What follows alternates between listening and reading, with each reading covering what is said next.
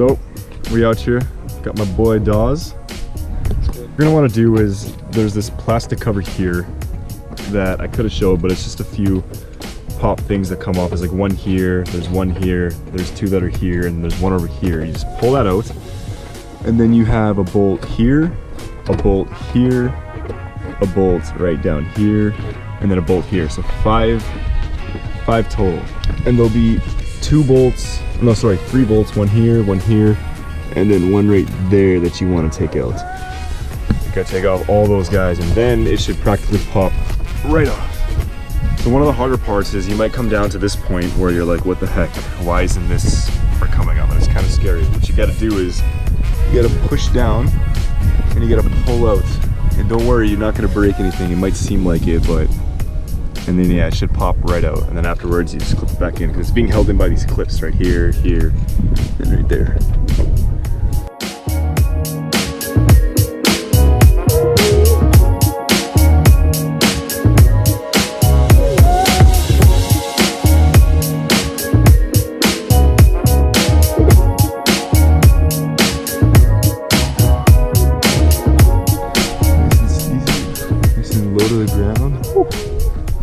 So now for the back part, basically you got this screw here, this screw here, this screw here, this screw right here, this screw right here, this one here, this one here. A lot of screws. Hang with me, guys. 6.5 hours later. Here, and here. And then this rim should pop right off. And there you go. Now this should just pop right out. Boom. And there's the rim, or the ring, or circle, triangle, rectangle, whatever the heck you want to call it. Genius idea did you come up with, bro?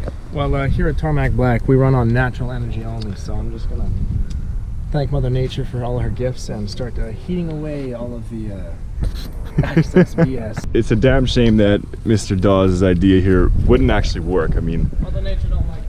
Yeah, no, she don't like them. But if you ever have trouble removing Plasti-Dip, the best thing to do is to apply heat to it. See, as you can see, it would come off in tiny little pieces like crazy. It's gonna do that no matter what, but the heat will make it easier to get all this terrible Plasti-Dip job off this. I gotta tell you, this is probably the most tedious thing I've ever done my entire life. So, we got all the Plasti-Dip off, but as you can see in some sections here, it's still on. That's after sanding, wiping, peeling, heat, all this. You see all that?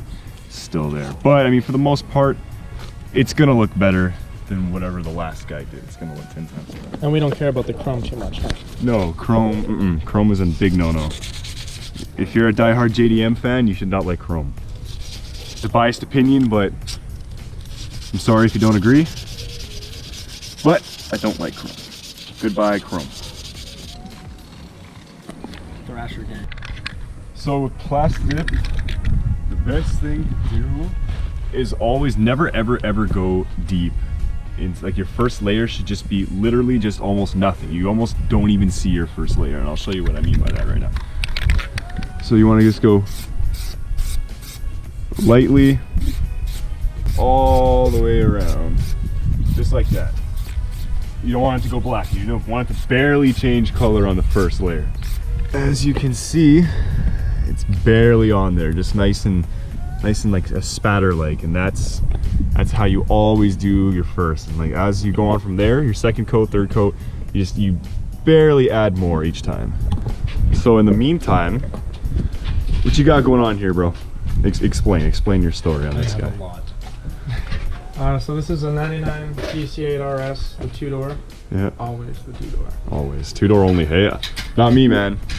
4 doors for more chores. Church-going ladies. Yeah. So yeah, I'm doing a full swap on mine from the BH4 Legacy, the twin turbo sequential. Yeah, don't get too hyped. Hey, you know what? I'm pretty sure the Mark IV Supras are sequential, aren't they? They are. Small turbo for low RPM spool up, and yeah, there's nothing wrong with that, man. But yeah, so right now I'm gonna drop the engine, It's held on right here by, I don't know if you guys can see it. There's a little dark hole there that's attached from the transmission to the engine, and I got to turn the crank, and a bolt will appear. I forget, I think there's like 6 or 8. So this is what happens when you park your car on all 4 jack stands in the wintertime. See the water coming out of there?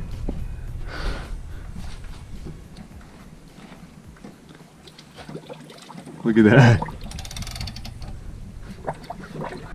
Alrighty, so first coat's all nice and dry. Now for the second coat, like I said, you're gonna wanna go, I'm gonna cover a little bit more, go a little bit deeper, make sure you get all the edges. Let's get this out of the way here. Alright, so after some time and patience, this is the final product. And as you can tell, it's way more smooth and way more professional looking. And this is about 6 coats. I'm actually still gonna put on my final just to fix up some imperfections, but yeah, that's how she looks.